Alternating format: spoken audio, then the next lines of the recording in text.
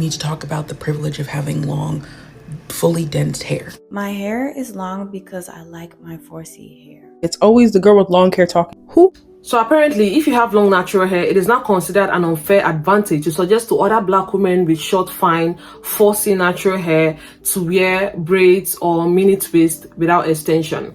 If we're going to talk about protective styles without extensions, we need to talk about the privilege of having long, fully densed hair. Because only people who talk about having, I'm not saying the only people who talk about, but when people talk about doing braids without extensions or twists without extensions, those people typically have longer hair. And when I say longer, I mean armpit length and longer. Or if your hair is going to shrink up, it's going to shrink up and still touch your shoulders. And we can go into a conversation about how it shouldn't matter how short your hair is, but it does, especially as black women. When we talk about femininity and beauty, having long hair matters unless you have a certain aesthetic. Me putting mini twist in my natural 4C low density hair looks crazy. It shrinks up to right here. I look nuts. Oh, it shouldn't matter. It shouldn't matter. It does though. And typically when people are suggesting these hairstyles, they're suggesting it and they have long hair. Or they have a softer texture of hair. I just kind of feel like we gaslight women who have 4C hair, have short hair, into thinking that the world is going to view us, because we still need to work and operate throughout the actual society, not the pretend society of social media, that like we're not going to be affected or judged, especially when it comes to our femininity, if our hair isn't perceived as long or straight. Now I'm going to use myself as an example. I have short natural hair. Since I went natural in 2016, my hair has been short. I have not grown my hair past here. I haven't, but I keep suggesting that black women should wear their hair in braids or twists if they want to grow their hair. And you all should understand that protective styles are not just for like growth, they are also for beautification. So I always suggest that because making your hair without extension makes your scalp more accessible. It makes your hair more accessible so you can re-moisturize it. So it is basically for the health of your hair. Now, she kept mentioning fine natural hair. If you have fine natural hair, then you should understand, you should know better than other people that too much of extension can be really detrimental to the health of your natural hair. Fine hair cannot withstand as much tension like coarse, thick natural hair. I have fine, maybe medium density or like fine medium thickness. My hair is not thick, but people always assume that I have thick hair because of my medium density. My hair is not low density, neither is it high density. I'm just in between. Same thing for the width of my hair. My hair is not thick, neither is it like extremely fine. I have fine hair around the front area, but the back is like maybe medium thickness. So it's always suggested because it makes your hair more healthier. And aside that, why do we call that a privilege? Nobody was born with long natural hair, My hair is long because I like my 4C hair. I don't like my 4C hair because it's long. Okay, getting my hair to this length, I wasn't born with it. My mom didn't teach me. No one in my family taught me. I had to grow up and I had to figure it out. And I had a small, teeny, itty bitty afro, and I love my small, teeny, itty bitty afro. To the fact that it grew this long. So I don't really understand when you're saying your hair is super long though. Like, yeah, I might have like some type of privilege or whatever, and people might, gravitate towards my 4C hair or give it some type of acceptance because it's longer. But it's only like this because I just loved it at every stage. Even if you were born with a lot of hair as an infant, you had a lot of hair on your head. It took hard work to get that hair to your collarbone. It took hard work to get that hair to your bra strap length, to mid-back length. Nobody was born with long natural hair.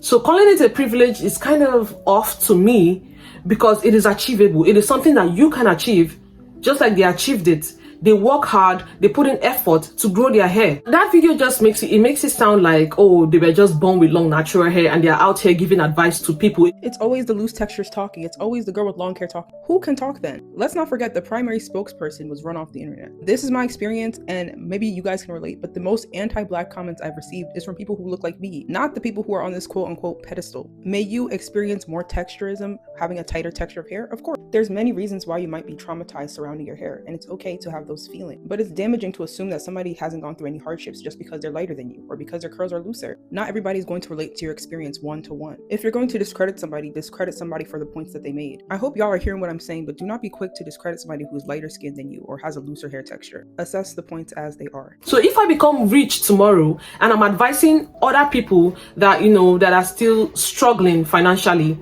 right? And I'm advising them, so you come out and tell me, oh, it's because you already have money, that's why it's easy for you. But I was once poor though. I was once broke. You feel me?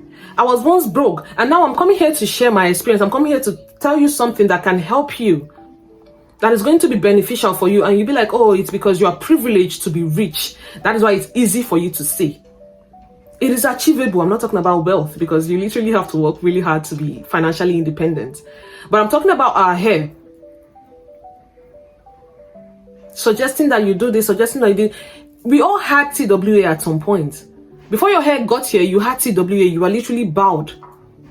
You feel me? And now let's talk about another privilege, which is actually true. This one actually exists, that long natural hair is considered more feminine than short natural hair, especially on black women. As a Nigerian girl that had short natural hair, or I've always been bowed, literally. I always go bowed and like grow my hair back.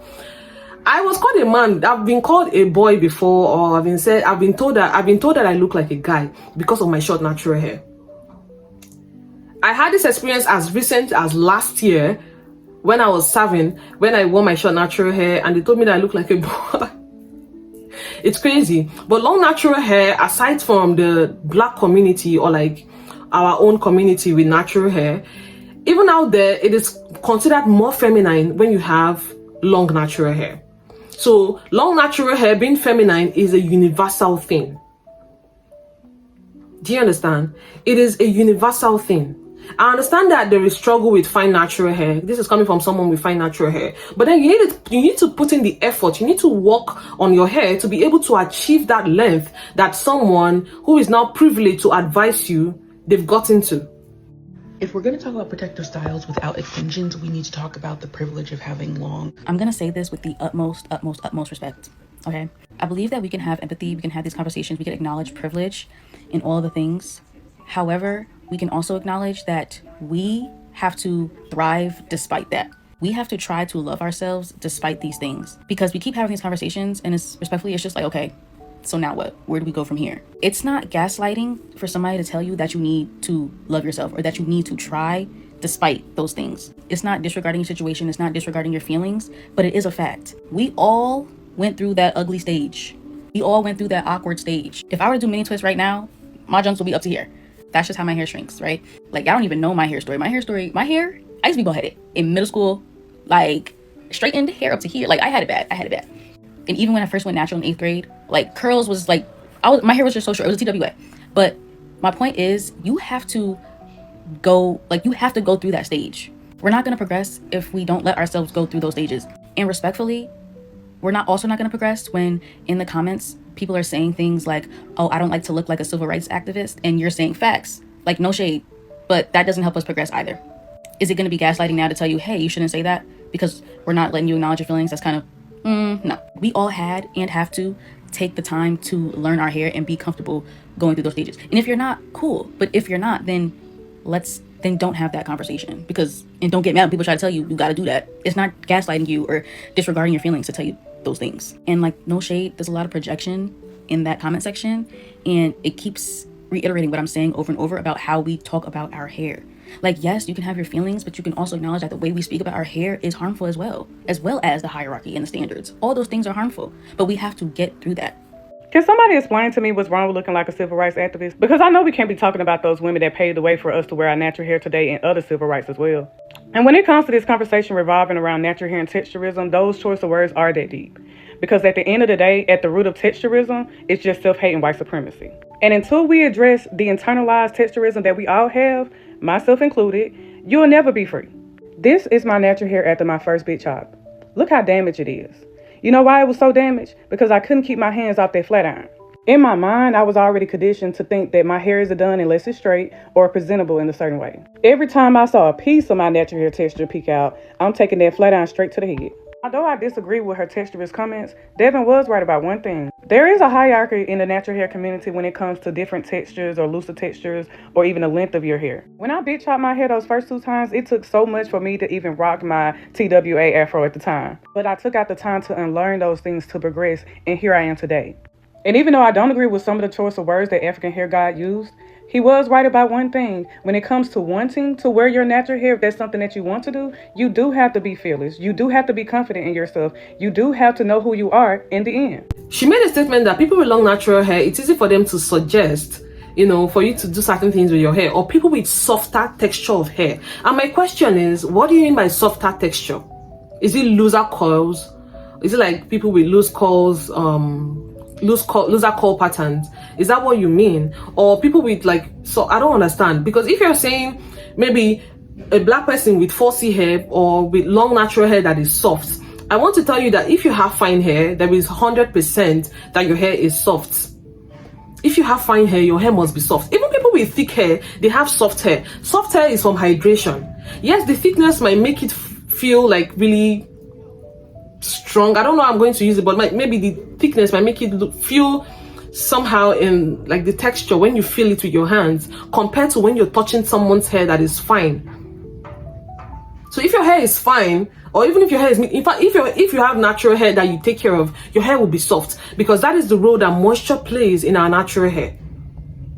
I always talk about how we come up here and we make excuses upon excuses upon excuses about a lot of things, but we've not done that one thing that we're supposed to do, which is to wear our hair.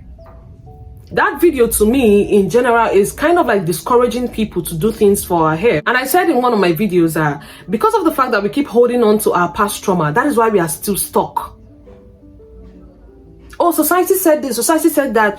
We keep holding on to what society said years ago, because these days society is not even saying anything. In 2026, I think we need to stop saying society does not like natural hair. Let's just stop saying society. Be specific. Who doesn't like it? Because when someone does like it, apparently they're not part of society. Now, when I reflect on my own content and who it is for, I realize I have 2 main camps I target to. Number 1, someone who already loves and accepts their natural hair. And number 2, somebody who's interested in loving and accepting their natural hair. That being said, if you are digging your heels in the sand, you will not wear your natural hair. That does not concern me in the slightest bit. So my goal is to share my personal positive experience while respecting individual autonomy and choice. The natural hair space community is very nuanced. It's also filled with a lot of reactivity to things. So I'm very careful about what I say and what I put out. But at the same time, there is some personal responsibility that needs to be accounted for here. You're not always going to see a mirror of yourself online. The reason why you should accept your hair is simply because it is yours, no other reason. I don't know, man, just some rambling, some food for thought. We're the ones still indulging,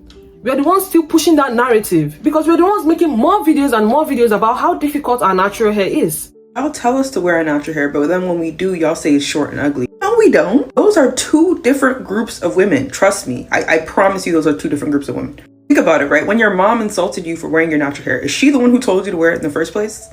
People who insult you never liked natural hair in the first place, so they definitely didn't tell you to wear it. I don't want to speak for everybody, but I just want us to level set on that point. Can we do that? I do understand that having fine low density, because I don't think she has low density fine natural hair. She has fine natural hair, right?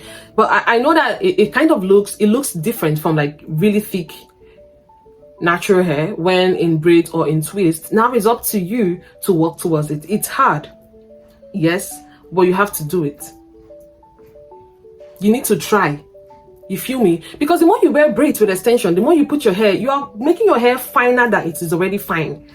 It is too much stress on your hair. It is way too much stress on your hair. Now, when you see someone with long natural hair today, you need to pay some respect, because it took a lot of hard work. Do you know that you cannot avoid breakage totally? You cannot totally avoid breakage, but you can minimize it to the barest minimum. So imagine how long it took a person to grow their hair. It took a lot of work.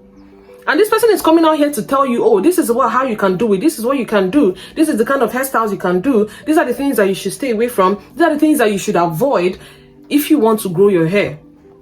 And suddenly it's bad because, oh, they have long natural hair, so it's easy for them to give advice, They once had short natural hair. Talking about we gaslight women with forcing natural hair, thinking that the world will view us differently.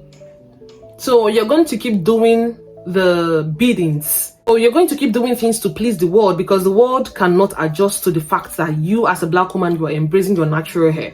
If people come here and tell you that, oh, do not put your hair in braids or put your hair in braids without extension, it is for your own good, or you can actually just switch things up. You already know you have fine hair. Do not make any hair that is too thick, too big, or too tiny. Everything should be balanced. It should not be too thin, neither should it be too thick. I'm talking about if you're going to use your natural hair. But if you're going to be using extension, do not go for extremely thin braids and do not go for really thick braids. Because of the weight, it is too much for you. And you want to be gentle with the way you handle your hair. Be gentle with the way you comb your hair, the way you detangle your hair, the way you handle your natural hair. It is achievable. Long natural hair is achievable. Let's assume that, okay, in your family, you guys can only grow your natural hair to like shoulder length, armpit length. It is still long hair. It is still long hair. I understand that shrinkage can be crazy, which is why we just need to learn to accept these features of our natural hair, because when you accept it, everything is just easy. I keep saying this, it becomes easier. You have to come to terms with your shrinkage. So the issue isn't short natural hair, it's the fact that some people still struggle to grow their natural hair. That is why they keep saying, I hate my natural hair and hate my natural hair. And we have more hate videos than videos praising our natural hair. That is also another problem. There is more videos of people hating their hair, complaining about their hair, saying this about their hair. Write it in your journal. Express it to your friends around you. There is so much hate videos of black hair. And we keep talking about how the world, how the society, but then we keep feeding into the system. We keep telling the society that there is something wrong with our hair. Every single time we make a video, every single time we press post of us hating our natural hair, we keep feeding into the system. We keep giving them the upper hand, letting them know that there is something wrong with our hair. And then when they react, you tell them, oh, it's the society, but you're giving back to the society. You're literally giving back hate to the society. You're contributing to the stereotype about natural hair. So this is not about the privilege or anything like that. Yes, long natural hair is considered more feminine, which is why you need to put in the effort. If growing long natural hair is your goal, people will come out here. So if one day, now that I'm sharing my hair journey, I come out here to show you how long my hair have grown, you tell me that I'm privileged to have long hair. That is why I have the right to say what I want to say. So guys, I would love to hear from you. Share your experiences in the comment section. If you're a fine natural hair girly, what styles do you go for? What styles do you feel is most suitable for your hair? And also, how do you care for your natural hair? You know, just share your experiences in the comment section. I would love to hear from you. Thank you so much for watching. Do not forget to give this video a thumbs up, comment, share, subscribe if you haven't. And I'm going to see you in my next video. Bye bye.